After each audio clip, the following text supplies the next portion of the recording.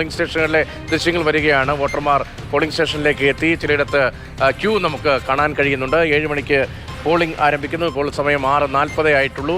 രാവിലെ തന്നെ വോട്ട് രേഖപ്പെടുത്താൻ വിവിധ പോളിംഗ് സ്റ്റേഷനുകളിലേക്ക് എത്തിയവരുടെ പ്രതികരണങ്ങളും ദൃശ്യങ്ങളുമാണ് മാതൃഭൂമി ന്യൂസിലൂടെ പ്രേക്ഷകർ കാണുന്നത്. ജനമനസ്സിൽ എന്താണ്, ജനവിധി എന്താണ് എന്ന ആകാംക്ഷ തന്നെയാണ് എല്ലായിടത്തും ഉള്ളത്. നമ്മൾ നിലമ്പൂരിലേക്ക് പോയാൽ നിലമ്പൂരിൽ ഇന്ത്യാസ് തുടരുന്നുണ്ട്.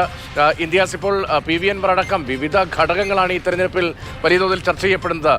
നേരത്തെ ഇന്ത്യ സംസാരിക്കുമ്പോൾ നിലമ്പൂരിലെ പ്രത്യേകമായി ഇക്കുറി കൂടുതൽ വോട്ടർമാരെ വോട്ട് ചെയ്യിക്കുന്നതിന് വേണ്ടിയുള്ള ഓരോ പാർട്ടികളുടെയും ക്രമീകരണങ്ങളെക്കുറിച്ചൊക്കെ പറയുന്നുണ്ടായിരുന്നു. ഇപ്പോൾ നിലമ്പൂരിൽ ഏത് ബൂത്തിലാണ് നിൽക്കുന്നത്? അവിടെ ഇപ്പോൾ വോട്ടർമാർ വന്നിട്ടുണ്ടോ? ഇപ്പോൾ ചേലക്കരയിലെ ബൂത്തുകളിലൊക്കെ വോട്ടർമാർ കാത്തു നിൽക്കുകയാണ് 7 മണിയാകാൻ.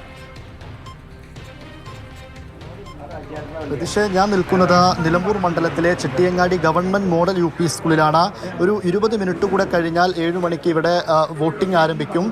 നേരത്തെ തുടക്ക സമയത്തൊന്നും ഇവിടെ ആരും ഇല്ലായിരുന്നെങ്കിൽ ഇപ്പോഴിതാ ആളുകളെല്ലാം പതിയെ വന്നു തുടങ്ങിയിരിക്കുന്നു. വോട്ടർമാരെല്ലാം വോട്ട് ചെയ്യാൻ വേണ്ടിയിട്ട് എത്തിയിരിക്കുകയാണ്. വോട്ട് ചെയ്യാൻ വേണ്ടി നേരത്തെ തന്നെ എത്തിയല്ലേ? അതെ അതെ, വോട്ട് ചെയ്ത് പോകാമെന്ന് വിചാരിച്ചിട്ടാണ്. തിരക്ക് കാലിലൊന്നും സുഖമല്ലേ, അപ്പോൾ വോട്ട് ചെയ്ത് നേരത്തെ പോകാൻ നേരം വരി നിൽക്കേണ്ടെന്ന് വിചാരിച്ചിട്ട്. അതെ അതെ, കാലിന് വയ്യ, വലത്തെ കാല് നിൽക്കാൻ കഴിയില്ല, അതുകൊണ്ട് അവിടെ ഇരിക്കണം. നിലമ്പൂർ പൊതുവെ LDF അനുകൂലമുള്ള ഒരു ഏരിയയാണ്. അപ്പോൾ അതുപോലെ തന്നെ ചിട്ടയായ പ്രവർത്തനമൊക്കെയാണ് കാണുന്നത്. അപ്പോൾ അതിൻ്റെ ഒരു ഗുണം കിട്ടുമല്ലോ. അങ്ങനെ അതന്നെ അഭിപ്രായം. വോട്ട് ചെയ്തിട്ട് വേഗം എവിടേക്ക് പോകാണ്ടോ? ഇല്ല, ഒന്നും പോകാനില്ല. നേരത്തെ പോകാൻ വോട്ട് ചെയ്ത് പോകുന്ന വെയിലാകുന്നതിന് മുമ്പേ, വെയിലാകുന്നതിന് മുൻപ് വോട്ട് ചെയ്ത് പോകണം. വരിക്ക് നിൽക്കേണ്ടെന്ന് വിചാരിച്ചിട്ടാണോ നേരത്തെ തന്നെ? വോട്ട് ചെയ്തിട്ട് ജോലിക്ക് പോകണം. അപ്പോൾ ജോലിക്ക് പോകാന്നുള്ള ഒരു തീരുമാനത്തിന് എന്താണ് വോട്ട് ചെയ്യണം. നേരത്തെ തന്നെ എവിടെയും പോകാനുണ്ടോ? അതാണോ നേരത്തെ തന്നെ? പണിക്കൊക്കെ പോകേണ്ടതുകൊണ്ട് നേരത്തെ വോട്ട് ചെയ്യുന്ന അത്രയുള്ളൂ. രതീഷ്, അതാണ് പലർക്കും ജോലിക്ക് പോകാനുണ്ട്. അതുപോലെ തന്നെ അസുഖമുള്ളവർ, ആ രീതിയിലൊക്കെ നേരത്തെ തന്നെ വരിയൊന്നും നിൽക്കാതെ എത്രയും പെട്ടെന്ന് വോട്ട് ചെയ്ത് ഇവിടെ നിന്ന് പോകാൻ വേണ്ടിയിട്ടാണ് പലരും നേരത്തെ തന്നെ ബൂത്തുകളിലേക്ക് എത്തുന്നത്. എന്തായാലും ഒരു 15 മിനിറ്റ് കൂടെ കഴിഞ്ഞാൽ 7 മണിക്ക് ഇവിടുത്തെ വോട്ടിംഗ് ആരംഭിക്കും. പിന്നീട് ഒരു പക്ഷേ കൂടുതൽ ആളുകൾ എത്തുകയും ചെയ്യും.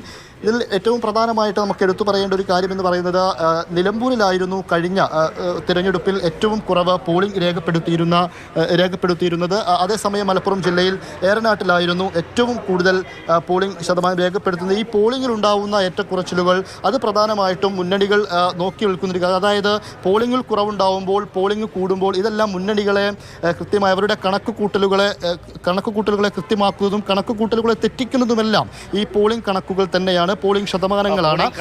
അങ്ങനെ നോക്കുമ്പോൾ കേന്ദ്രീകരിച്ചുള്ള വർക്ക് തന്നെയാണ് എല്ലായിടത്തും നടക്കുന്നത്. അത് തന്നെയാണ് നേരത്തെ ചേലക്കരയിൽ നിന്ന് അരുണമൃതാദും പറഞ്ഞത്. പരമാവധി പേരെ ബൂത്തുകളിലേക്ക് എത്തിക്കുക.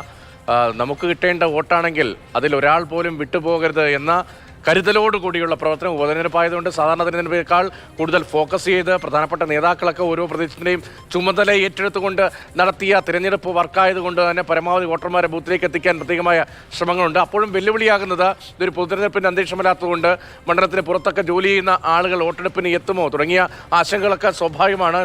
പോളിംഗ് സ്റ്റേഷനുകളിൽ വോട്ടർമാരുടെ നീണ്ട നിര പലയിടത്ത് നമുക്ക് കാണാൻ കഴിയുന്നുണ്ട്.